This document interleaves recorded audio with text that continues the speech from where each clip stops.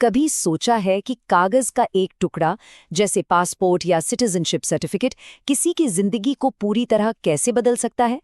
आज हम भारत के सबसे ज्यादा चर्चित और बहस वाले कानूनों में से एक नागरिकता संशोधन अधिनियम यानी CAA को समझने की कोशिश करेंगे। तमाम बहसों और शोर से हटकर चलिए सीधे फैक्ट्स पर आते हैं और समझते हैं कि आखिर ये कानून है क्या।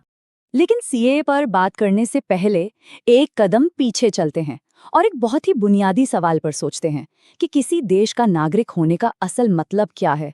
ये सिर्फ एक लीगल टैग तो नहीं है ना। ये पहचान, अपनेपन और किसी के अधिकारों से जुड़ा एक बहुत गहरा सवाल है। इस कॉम्प्लेक्स टॉपिक को आसान बनाने के लिए हम इसे परत दर परत समझेंगे। हम नागरिकता के बेसिक से शुरू करेंगे, फिर इसके नियमों को जानेंगे, देखेंगे कि CAA से पहले क्या स्थिति थी, फिर CAA को डिकोड करेंगे, असम के खास मामले पर नजर डालेंगे और आखिर में पूरी तस्वीर को एक साथ जोड़कर देखेंगे। तो चलिए शुरुआत करते हैं बिल्कुल बेसिक फर्क से। किसी भी देश में मोटे तौर पर दो तरह के लोग होते हैं, एक उस देश के नागरिक यानी सिटीजन्स और दूसरे विदेशी यानी फॉरेनर्स। आखिर क्या फर्क है इन दोनों में? देखिए, जो नागरिक है वो उस देश का एक फुल मेंबर है। उसकी वफादारी, उसकी निष्ठा उस देश के प्रति होती है और बदले में उसे क्या मिलता है? उसे मिलते हैं सारे सिविल और पॉलिटिकल राइट्स, जैसे वोट देने का अधिकार, प्रधानमंत्री या राष्ट्रपति बनने का अधिकार, सरकारी नौकरी पाने का अधिकार। वहीं दूसरी तरफ एक विदेशी जो उस देश में रह रहा है, उसे ये सारे अधिकार नहीं मिलते। क्यों? क्योंकि उसकी निष्ठा किसी और देश के साथ जुड़ी होती है। अब भारत की बात करें तो यहाँ एक बहुत दिलचस्प चीज़ है, सिंगल सिटीजनशिप यानी एकल नागरिकता। इसका मतलब है कि कोई चाहे तमिलनाडु में रहे या अरुणाचल प्रदेश में, उसकी पहचान सिर्फ एक है, भारतीय नागरिक। ये अमेरिका जैसे देशों से बिल्कुल अलग है, जहां लोगों के पास स्टेट और फेडरल यानी दोहरी नागरिकता होती है।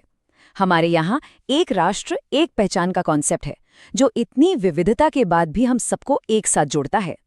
तो सवाल ये है कि कोई भारत का नागरिक बनता कैसे है, और क्या ये हमेशा के लिए होता है या इसे वापस भी लिया जा सकता है? इन सारे सवालों के जवाब हमें मिलते हैं एक खास कानून में, सिटीजनशिप एक्ट 1955। इस कानून में नागरिकता पाने के मोटे तौर पर 5 तरीके बताए गए हैं। पहला, जन्म से, यानी अगर किसी का जन्म भारत की जमीन पर हुआ हो। दूसरा है वंश से, यानी जिसके माता पिता भारतीय हों। तीसरा, रजिस्ट्रेशन के जरिए, जो अक्सर भारतीय मूल के लोगों के लिए होता है। चौथा है नेचुरलाइजेशन, मतलब जब कोई विदेशी कुछ शर्तें पूरी करके, जैसे एक तय समय तक भारत में रहकर नागरिकता के लिए अप्लाई करता है। और आखिरी, अगर भारत में कोई नया इलाका शामिल होता है तो वहां के लोग अपने आप भारतीय नागरिक बन जाते हैं। अब जैसे नागरिकता मिलती है वैसे ही खत्म भी हो सकती है। इसके 3 मुख्य तरीके हैं। पहला, कोई खुद अपनी नागरिकता छोड़ दे। दूसरा, अगर कोई भारतीय नागरिक अपनी मर्जी से किसी और देश की नागरिकता ले लेता है तो उसकी भारतीय नागरिकता अपने आप खत्म हो जाती है। और तीसरा है जब सरकार किसी की नागरिकता छीन लेती है। ऐसा तब होता है जब किसी ने धोखाधड़ी से नागरिकता ली हो, देश के संविधान का अपमान किया हो या जंग के दौरान दुश्मन देश की मदद की हो। चलिए अब आते हैं मुद्दे पर, CAA पर। लेकिन ये समझने के लिए कि CAA ने क्या बदला, पहले ये समझना जरूरी है कि CAA से पहले कानून क्या था। और इसके लिए हमें सिर्फ एक शब्द की परिभाषा को समझना होगा, और वो शब्द है इल्लीगल माइग्रेंट, यानी अवैध प्रवासी। 1955 के कानून के मुताबिक इसकी परिभाषा बिल्कुल सीधी और साफ थी। कोई भी विदेशी जो बिना वैलिड पासपोर्ट या वीजा के भारत में घुसता है या फिर वीजा खत्म होने के बाद भी देश में रहता है, वो अवैध प्रवासी है। और सबसे जरूरी बात, ये नियम सबके लिए एक जैसा था। किसी का धर्म क्या है, वो किस देश से आया है, इससे कोई फर्क नहीं पड़ता था। और बस यहीं पर एंट्री होती है CAA की। एक बात साफ कर दें, CAA अवैध प्रवासी की इस पुरानी परिभाषा को खत्म नहीं करता, बल्कि ये इसमें कुछ खास लोगों के लिए एक एक्सेप्शन, एक छूट जोड़ता है। तो सवाल उठता है कि ये छूट है किसके लिए? इसके लिए 3 शर्तें हैं और तीनों का पूरा होना जरूरी है। पहली शर्त, व्यक्ति 6 समुदायों में से एक हो, हिंदू, सिख, बौद्ध, जैन, पारसी या ईसाई। दूसरी शर्त, वो 3 देशों में से किसी एक से आया हो, अफगानिस्तान, बांग्लादेश या पाकिस्तान। और तीसरी और सबसे अहम शर्त, वो 31 दिसंबर 2014 को या उससे पहले भारत आ चुका हो, अगर कोई इन तीनों शर्तों को पूरा करता है तो उसे कानून की नज़र में अवैध प्रवासी नहीं माना जाएगा। सीएए सिर्फ इतना ही नहीं करता, एक और बड़ा बदलाव है। आमतौर पर नेचुरलाइजेशन से नागरिकता के लिए कम से कम 11 साल भारत में रहना जरूरी होता है, लेकिन सीएए के दायरे में आने वाले इन 6 समुदायों के लिए ये शर्त 11 साल से घटाकर सिर्फ 5 साल कर दी गई है। यानी उनके लिए नागरिकता पाने का रास्ता काफी तेज हो जाता है।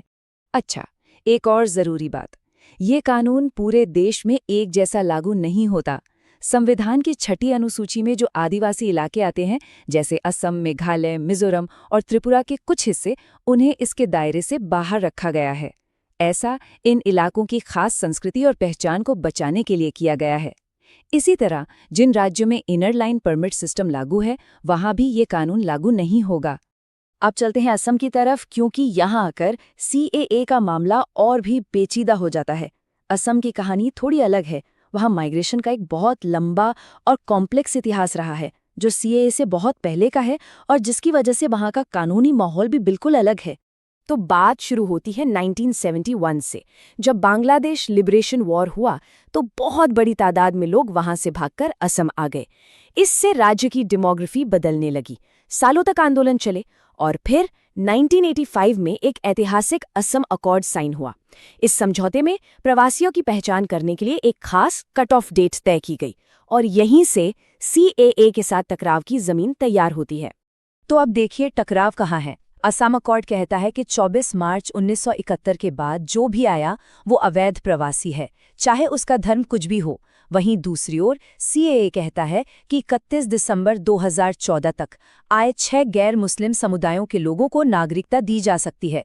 असम में बहुत से लोगों को लगता है कि सीएए असम अकॉर्ड की मूल भावना को कमजोर करता है। बस यही है टकराव की असली जड़। तो इन सारी बातों, खासकर असम वाली सिचुएशन को देखते हुए सवाल उठता है कि आखिर सरकार ने ये कानून बनाया क्यों? चलिए अब सरकार का पक्ष समझते हैं और फिर कुछ बड़े सवालों पर भी गौर करेंगे जो ये कानून हमारे सामने रखता है।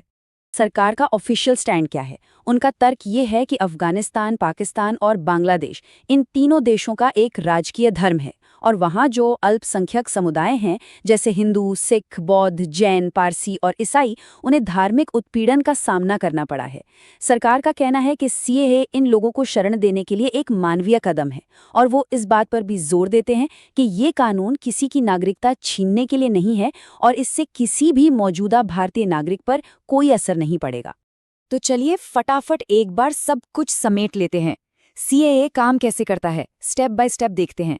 पहला, ये 3 देशों से 6 समुदायों को पहचानता है।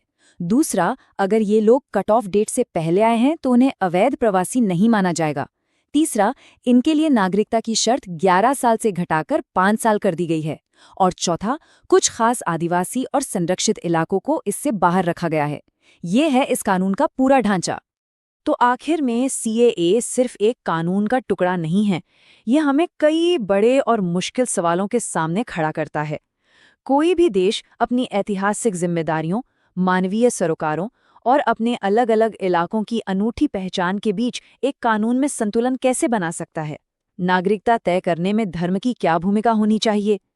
इन सवालों के कोई आसान जवाब नहीं है और सीएए पर जो बहस है वो असल में इन्हीं बुनियादी सवालों के जवाब तलाशने की एक कोशिश है।